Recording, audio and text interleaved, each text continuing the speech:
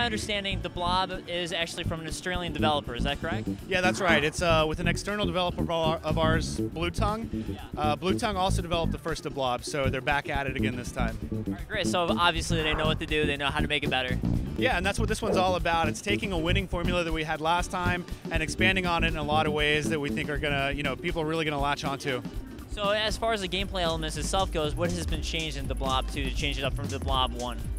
Well, everything that you've seen before, with the puzzling and the platforming, painting the environment the way you see fit, enriching the world with music. Every color has its own instrument. The soundtrack starts to really pump and get pretty awesome the better you do. There's a lot of new stuff. One of my favorite things is that there's a lot of character progression this time around. So there's inspiration points that you can pick up. There's a little blinking light bulbs, little collectible icons all throughout the environment. The more of those you can collect, it's sort of an in-game currency.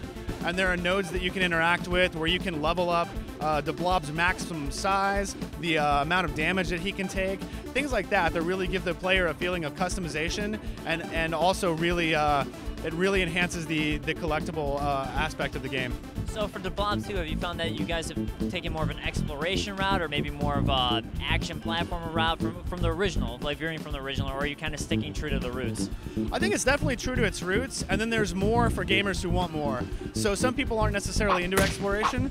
That's fine, and that's why some of the goodies are just out there for you to find so you can get a taste. But if that's your thing, then we're definitely going to dangle that carrot for you and make you want to find the rest of it.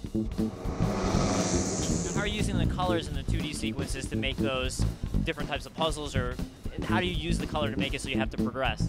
Well, some of the side-scrolling elements definitely have a lot of verticality to them, so certain areas will have to be painted a certain color to progress, which means you'll have to go up and down through the level to find the right types of paint and dodge the right kind of hazards and combat some enemies, and then come back up or go back down and paint things certain colors. So it's really intriguing and it's a lot of fun. Are there any new colors in this one? No, we're still back to primary colors. We want to keep it simple for people, and I think primary colors can still be a lot to grapple with, or there's a lot to explore there because you can actually get a lot of color combinations out of that. As far as the sounds go, what different sounds are you incorporating into the colors? Yeah, I'm really glad you asked about that. It's one of my favorite things. So you can hear this pumping, I don't know, mambo soundtrack behind us. So every level starts very demure, and the landscape is completely homogeneous and monotone, and there's just a faint rhythm track behind it.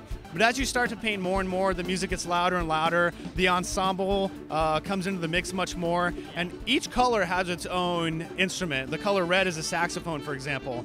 So as you're coloring things in the environment, you'll hear flourishes of saxophone that are in key with the music at that time. So it's really cool. You just heard a turntable. That's the color brown.